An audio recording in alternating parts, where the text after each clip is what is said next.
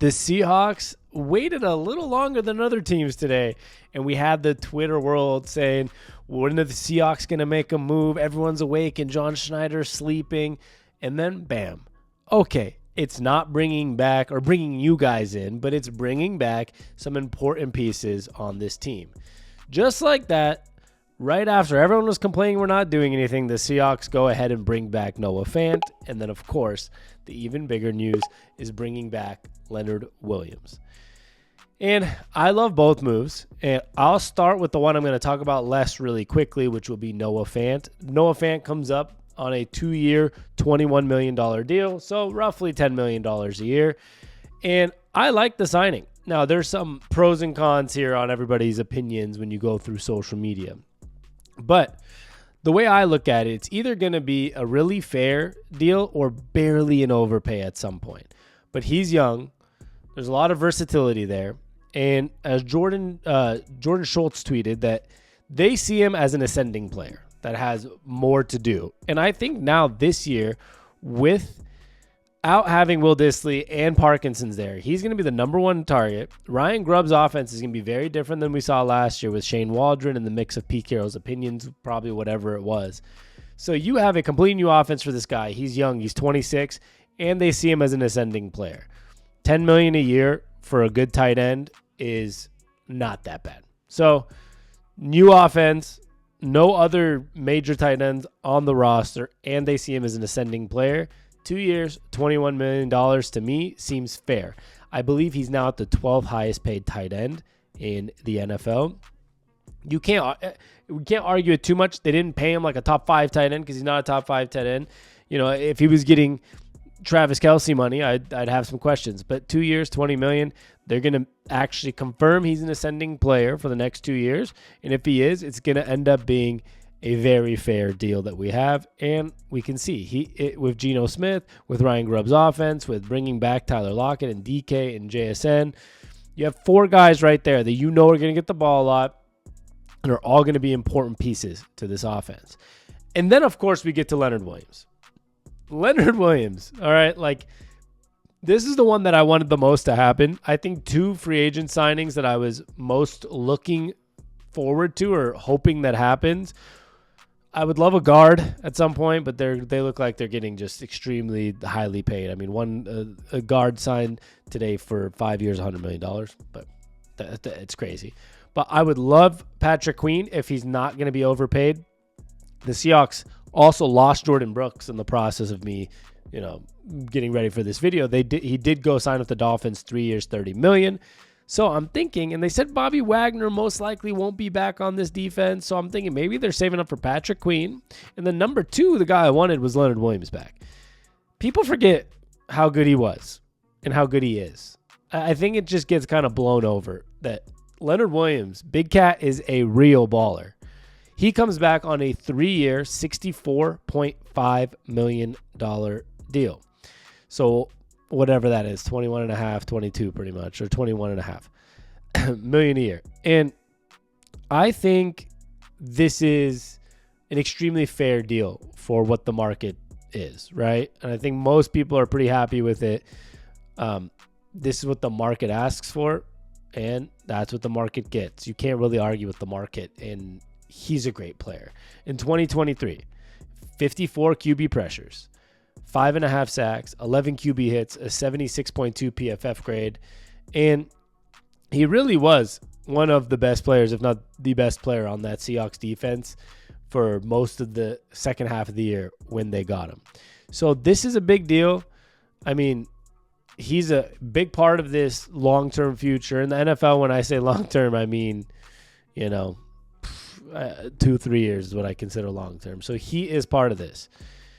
I think there's some other moves the Seahawks can obviously go ahead and make that can make this even more exciting at some point, which is bring Patrick Queen in, maybe, I don't know, make Damian Lewis re-sign on the offensive line, kind of shore up everything offensively and defense, and we might feel pretty good about it all combined. But Leonard Williams, overall, I couldn't, like I said, be happier. I don't think that there is any reason to not see this as a great deal. At the end of the day, I love personally, building a team from inside out. One place we've been lacking, two places actually, we've been lacking since our Super Bowl runs. What is two things that really matter during our Super Bowl runs? You could tell me the Legion of Boom. You could tell me Marshawn Lynch. You could tell me all these different things. You know why the Legion of Boom was great? Also because the defensive line was getting pressure on the quarterback left and right. We had Cliff Averill and Michael Bennett and Brandon Mebane, and there was always pressure coming from the defensive line. They always did their job. And on the other side of the ball, you want to talk about how good Russell Wilson was and Doug Baldwin and Marshawn Lynch and Jermaine Kearse in big moments? Well, guess what also happened? The offensive line was playing good. There was, actual protection for the quarterback.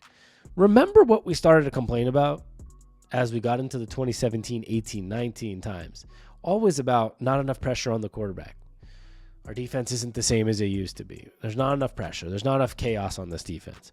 And on the other side of the ball, we never protect Russell Wilson. That was what our complaints were from 2017 to left in 2021, 22, whatever it was. Not enough protection. Well, that's why you got to build the team from defensive line, offensive line, and out. And that's where I think the Seahawks are going to make a lot of emphasis right now. You can see, I know Noah Fant's a tight end, but they prioritize getting a tight end that has versatility. They believe he's athletic. He can block and catch, be a playmaker, and can trust him at least enough on the line when they need him.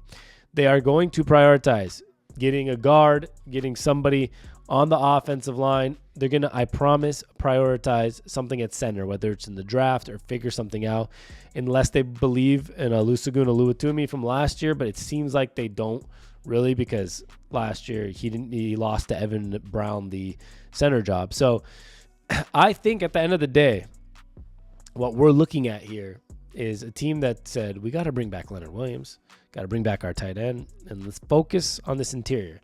Now, obviously, we're going to want a point where they go get a linebacker. We're going to be without Bobby Wagner and Jordan Brooks, looks like, most likely. So we're going to need that. But I think that building interior and out is the move that they're probably realizing is the way they have to go. And on top of it all, let me tell you something.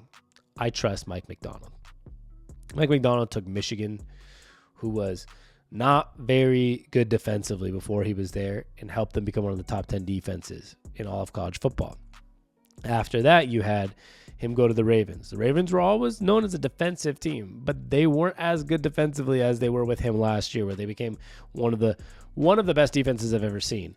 Like, in all honesty, they took a 5-2 Seahawks team and had them